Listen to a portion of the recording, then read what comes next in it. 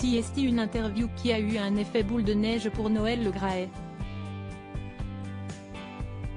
Le 8 janvier dernier, il est invité de Marion Bartoli sur RMC et ses propos vont faire grand bruit lorsqu'il s'en prend ouvertement à une légende du football français. Si Zidane a tenté de me joindre? Certainement pas, je ne l'aurais même pas pris au téléphone. Pour lui dire de chercher un autre club? Lance-t-il notamment. Des mots qui vont déclencher une énorme polémique à son encontre. Le président de la Fédération française de football, FFF, va également être accusé de harcèlement sexuel par une agente de joueurs et seulement quelques jours plus tard, il est mis en retrait de son poste.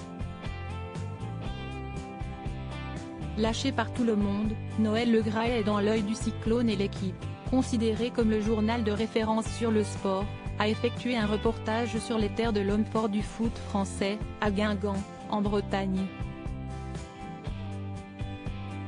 Un article dans lequel on apprend que les habitants du coin ne sont pas tout fans des méthodes de l'homme de 81 ans, mais ce reportage n'a pas du tout plu à un ancien journaliste de l'entreprise, le célèbre Pierre Ménès. Connu pour son franc-parler, l'ancien trublion de Canal+ sévit désormais sur YouTube et il a un avis bien tranché sur l'article publié par son ancienne boîte. J'ai trouvé le papier sur Guingamp dans l'équipe absolument scandaleux, un papier qui me dégoûte, qui me fait mal, parce que j'ai quand même travaillé 20 ans dans ce journal que je ne reconnais plus depuis de longues années et qui pour moi fait du journalisme de poubelle, balance le journaliste de 59 ans.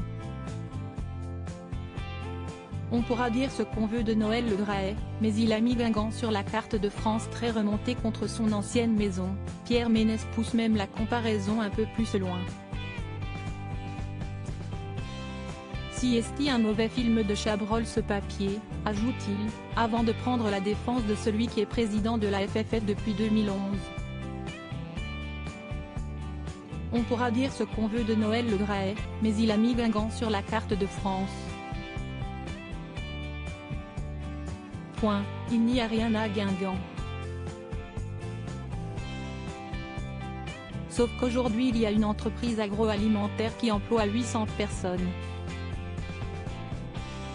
Donc le mec il a quand même fait bouffer une partie de la région pendant 30 ans, s'insurge celui qui a eu de graves soucis de santé par le passé.